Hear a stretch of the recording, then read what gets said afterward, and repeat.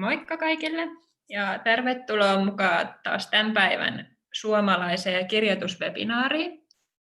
Tänään meillä ei näköjään kovin montaa osanottajaa ole tässä webinaarissa, koska just äsken, olisiko noin 20 minuuttia sitten kuulin, että se rekisteröitymislinkki ei näköjään toiminut sillä kun pitää, eli en nyt ehtinyt kaikille laittaa näitä linkkejä tulemaan, että pääsis mukaan, mutta yritetään korjailla sitten ensi viikkoa varten, että taas kaikki pääsee osallistumaan.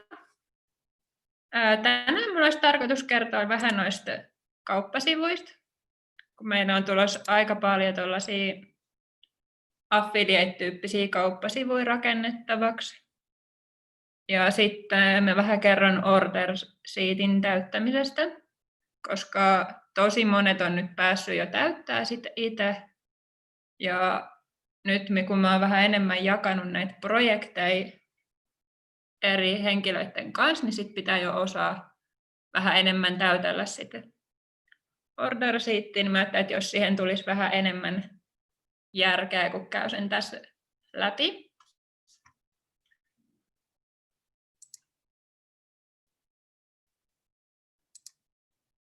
Eli ne kauppasivut on sellaisia, mitä mä viime viikon webinaarissa oikeastaan jo kävin osittain läpi. Eli samanlaisia kuin se sisustusliike Dreams, johon oli niistä tuotekuvauksista viime viikolla asiaa. Mutta nyt sitten olisi tarkoitus ihan, että rakennetaan tavallaan alusta asti ne sivut. Ja niitä tekstejä alkaa tulla sitten tuonne taskfeediin, eli sieltä löytyy sitten etusivun teksti, joka on 1000 sanaa. Sitten sisältösivuille tarvitaan yhteensä 2 kappaletta 500 sanan tekstiä. Ja sitten sinne tulisi kategoriateksti ja pari blogipostausta. Ja minäpäs avaan nyt sen projektin.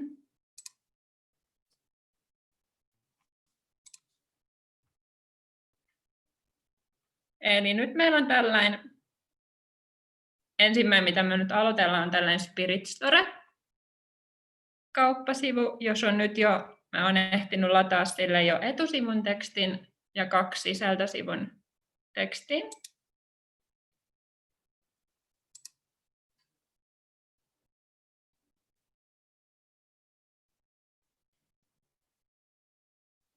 Kun se täältä aukeaa, niin mä pääsen näyttämään vähän paremmin.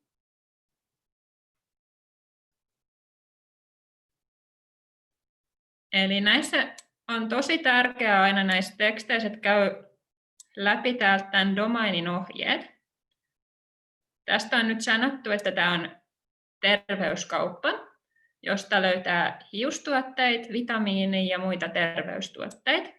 Mutta sitten jos sä klikkaat tänne domain URL, niin tämä Spirit Store oli meillä ennen sellainen JN-sivu, joka rakennettiin. Ja se oli vähän niin kuin muotiblogi, missä on vaatteista, kengistä, naisten vaatteista asiaa. Niin siinä kohtaa, jos vaan katsoo nyt tämän domainin auki täältä, niin sitten ei ehkä tiedä, tai sanoisiko, että tosi helposti kirjoittaa sit väärästä aiheesta. Eli kurkkaa aina tämä uusi tieto, mitä tähän on laitettu. Koska siis meillä on niitä JN-sivuja, mitä me ollaan nyt rakennettu monien kanssa, niin osa niistä nyt sit muuttuu tällaisiksi kauppasivuiksi. Eli saattaa olla, että joudutaan tekemään tekstit uusiksi ja sitten tavallaan se setappikin aika pitkälti uudestaan.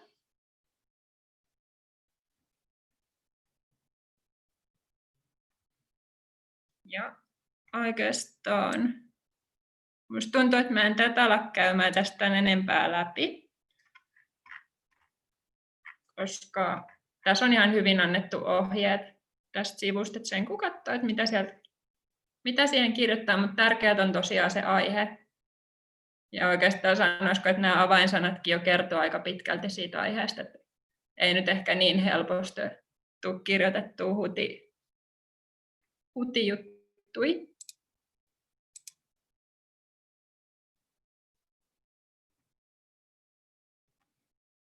Ja tämä on meidän uusi tällainen tiedosto, missä on kaikki meidän sivut. Ja täällä tosissaan näkyy näitä meidän kauppasivuja. Eli täällä on tulossa paljon näitä Visit Shopping-sivuja meille rakennettavaksi. Ja ne kaikki, kello on nyt niin kuin pääsy tähän tiedostoon. Ja jos sä oot rakentanut jotain sivua, niin tätä olisi tarkoitus pitää ajan tasalla. Eli siinä kohtaa, kun on aloittanut sen sivun, eli ladannut tekstit, niin voi klikkaa täältä, että tekstit ladattu. Katsotaan, missä on toi mun Spirit Store. Tuosta. Joo, eli se on ajan tasalla. Tekstit on aloitettu, mutta tänään mä sain tuolta asiakkaalta tiedot, että minkä kategoriatekstin ne haluaa sinne, niin minä lataan sen tästä seuraavaksi ja näytän, miten se order sheetin täyttö tapahtuu. Eli aina ennen kuin sitä order sheetia pääsee täyttämään, niin pitää olla, sanoisiko, että template valmiin, jos siis et saa valmiiksi tätä order sheetia multa. Mutta aika usein minä annan valmiin nämä order sheetit tai sitten templateit tai muut, eli ne tulee valmiin, jos sulla on joku projekti, mutta joskus voi olla, että se joudut tekemään itse. Eli ennen kuin tätä pääsee tekemään, pitää olla kirjoitettuun sellainen esimerkkiteksti. Ja esimerkkitekstin avulla pystyy tuolla WordUpin puolella tekemään templatein.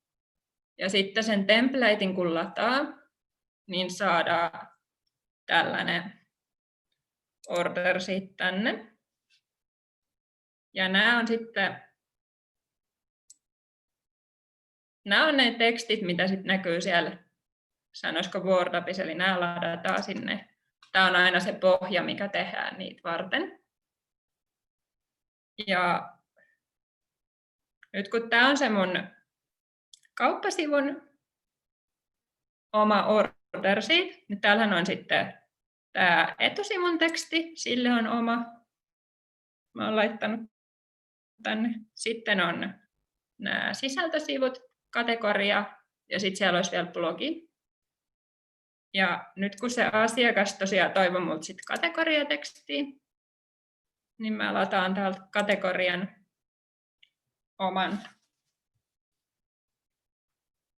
tällä kategorian omalla templateilla sen tekstin sinne. Ja täältä löytyy sellainen kuin projektin oma ID. Eli aina ennen kuin sä pystyt aloittamaan jonkun tekstin tekemisen tuolla WordUpissa, pitää olla oma projekti. Ja sen saa usein multa, mutta joskus saattaa olla, että minä pyydän jotain tekemään sen ensin itse. Ja sitten vaan pitää vaihtaa sille tili, että se lähtee asiakkaan tililtä tai sitten WordUpin tililtä se maksu, kun nämä tekstit täällä kirjoitetaan. Ja se projektin ID löytyy sitten täältä projektin täältä URL:stä. Eli se on tämä. Se on vähän tälleen piilos. Eli sitä ei niin helpolla aina löyä mistään, jos ei tiedä mistä etsii. Eli se on tässä. Katsotaan, että se on sama, mikä mulla oli tuolla.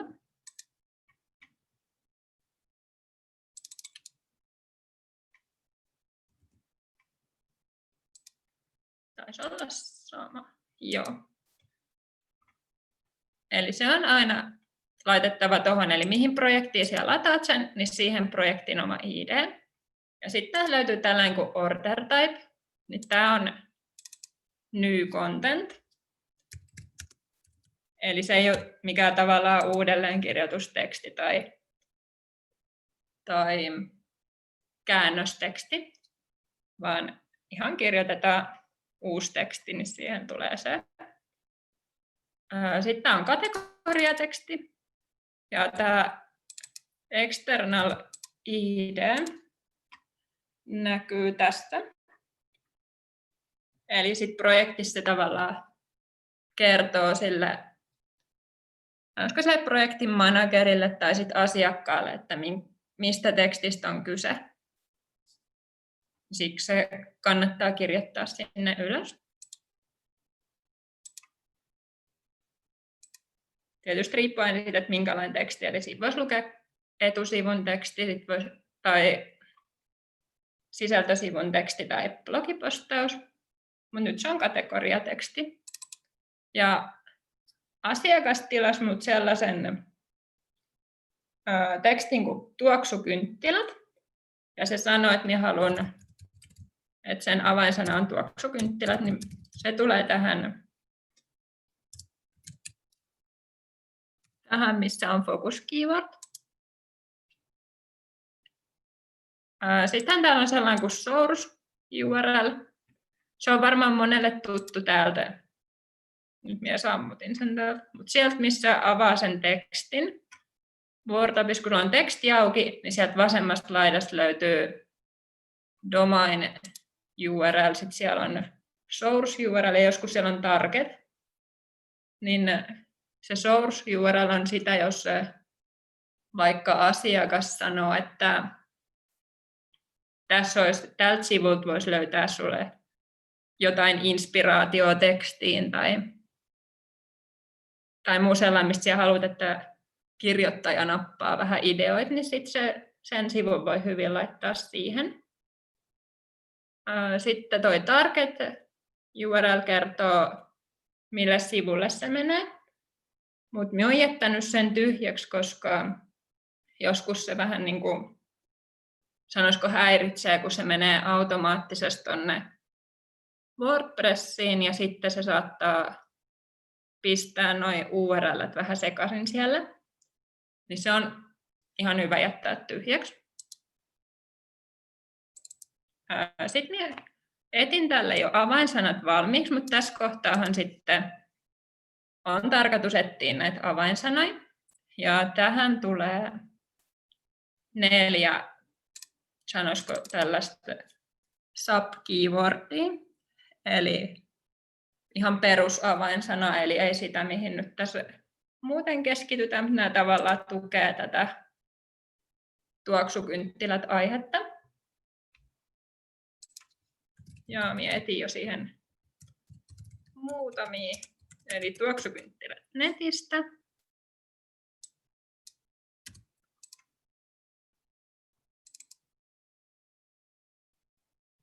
Sitten oli kynttilöitä netistä.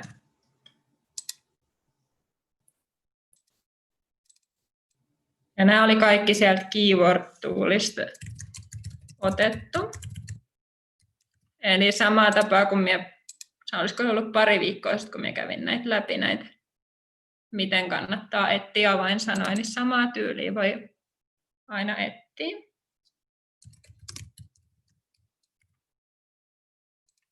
Isot kynttilät. Sitten täällä on tällainen kohta, kun etusivun linkki. Eli minä olen tähän laittanut sieltä kategoriasta menemään automaattisesti linkin etusivulle. Eli tämä tavallaan tukee sitä etusivua myös sillä linkillä, että ne yhdistyy toisiinsa. Eli silloin tähän laitetaan etusivun avainsana. Ja sitten tähän tämä linkki kertomaan, että mihin tämä avainsana sitten vie. Eli näitä saa, tai siis tällä tyylisen saa tosi helposti, sitä ei tarvitse miettiä, kun sitä sivua rakentaa, että mihin väliin minä ne pistän ne linkit tai muut, vaan ne sitten tulee sinne automaattisesti, kun ne on täällä laitettu.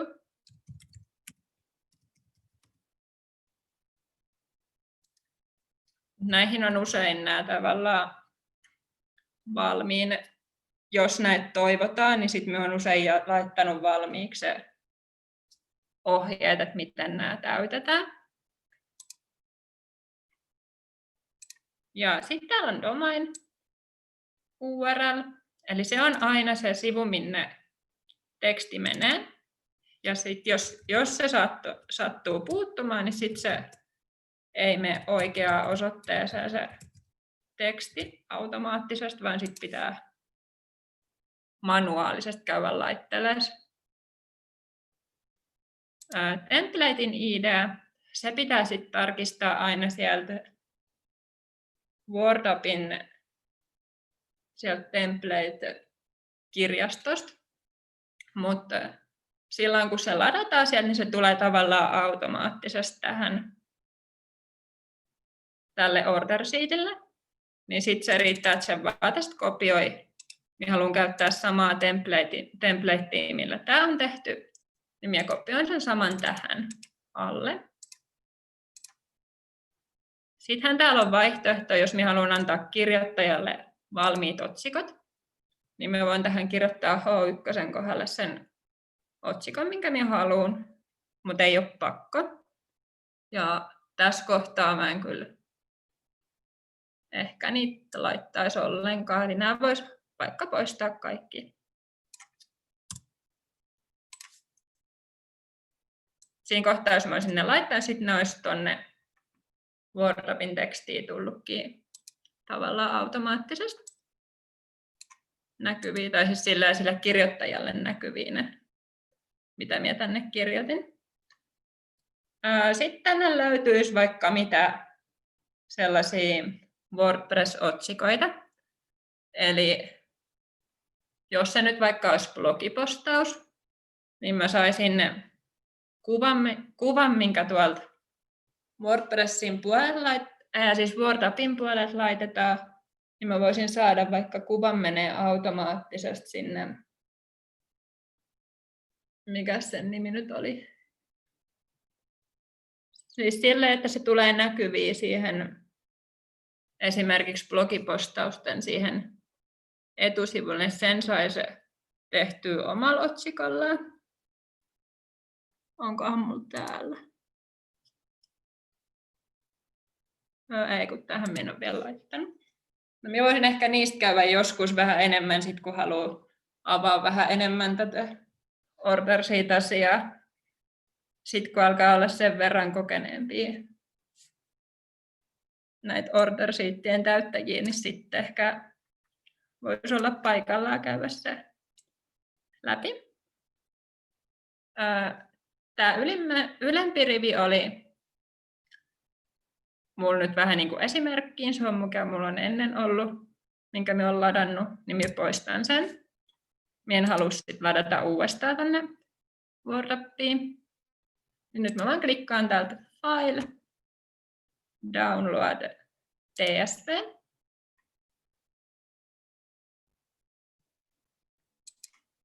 Ja palautan sen äskeisen rivin vielä tuohon takaisin. Pysyy siellä sitten muistis.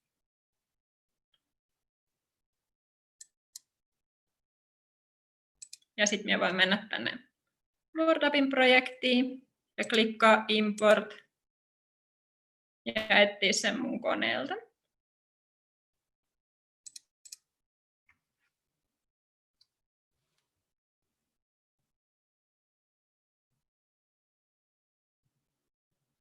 Sitten se hetken latailee ja kohta se teksti tulee tänne projektiin näkyviin. Saattaa olla, että pitää klikkaa jotain toista välilehteä, että pääsee takaisin tänne ja sitten sen tulee näkyviin. Joo. Eli siinä on teksti, minkä mä äsken tuolta order sheetistä täytin. Tässä kohtaa kannattaa käydä klikkaamassa preview.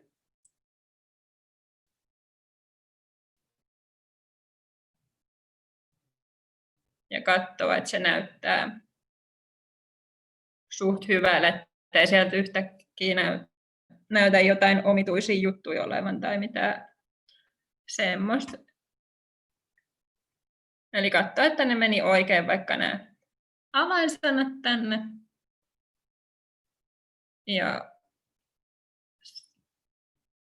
Ja sitten ehkä voi katsoa, että täällä näkyy nämä sanamäärät tai muut on oikein, jos tämä on ihan uusi template, millä tämä on ladattu.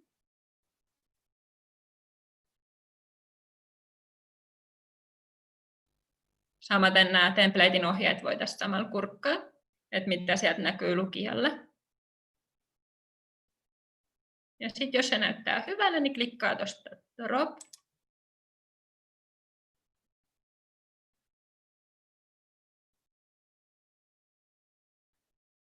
Ja sitten se voi laittaa alkuun täältä, eli start.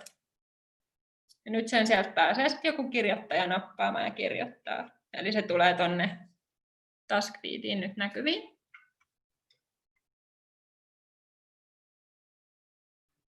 Eli tähän samaan tapaan tehdään siis kaikki tekstit, mitä nyt Wordapilla on. Eli aina pitää täyttää tällainen order sheet. Sinne kaikki tärkeät asiat, niin kuin nuo avainsanat ja mahdolliset linkit ja muut paikalleen. Jos täällä joku juttu sattuu niin kuin unohtumaan, niin sitten yleensä täältä projektiin se ei lataa oikein se teksti. Ja sitten siinä ei yleensä tule se lukemaan se ready to start, vaan sitten siinä saattaa lukea pre-processing tai jotain vastaavaa, niin siinä kohtaa sit pitää mennä takaisin tänne, katsoa, että onko kaikki täytetty oikein. Ja jos huomaa, että jotain puuttuu, niin sitten vaan täyttää sen sinne paikalle, poistaa sen, mikä täällä on mennyt väärin, ja lataa sitten uudestaan sen tavallaan korjatun version. Ja sitten jos siellä on jotain, mitä ei niinku itse osaa korjaa, niin sitten vaan mulle voi laittaa viestiä, niin minä voin auttaa katsoa, että mikä siellä on. Onko siellä joku virhe, missä mä osaan auttaa. Katsotaan, oliko minulla jotain muuta, mistä minä vielä halusin puhua. Jos tulee jotain kysymyksiä, niin kannattaa laitella nyt chattiin, niin minä voin vastailla samalla.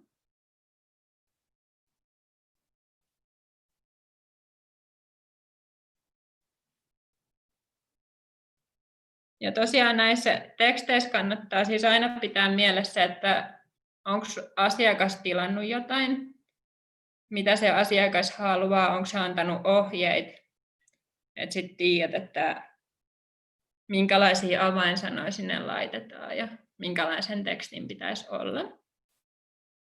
Minusta tuntuu, että joku kerta minun pitää puhua vähän enemmän siitä sample-tekstin kirjoittamisesta, koska se yleensä tapahtuu aina. Se on se ensimmäinen asia, kun meillä tulee joku uusi projekti. Niin katsotaan, jos mä vaikka ensi viikolla pystyn sen käymään läpi.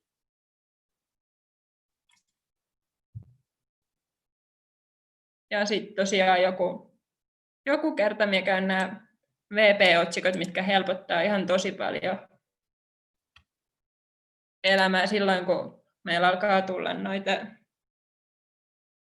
sanoisiko sellaisia blogipostauksia, mitkä menee automaattisesti WordPress-sivulle, mutta tavallaan vaatisi sitten semmoista, että laittaa oikeaa kategoriaa ja laittaa niille ne kuvat paikalleen ja muuta. Niin jos ne osaa tänne täyttää oikein, niin sit niitäkään ei tarvitse enää huolehtia. Niin käydään ainakin joku päivä läpi tässä webinaarissa.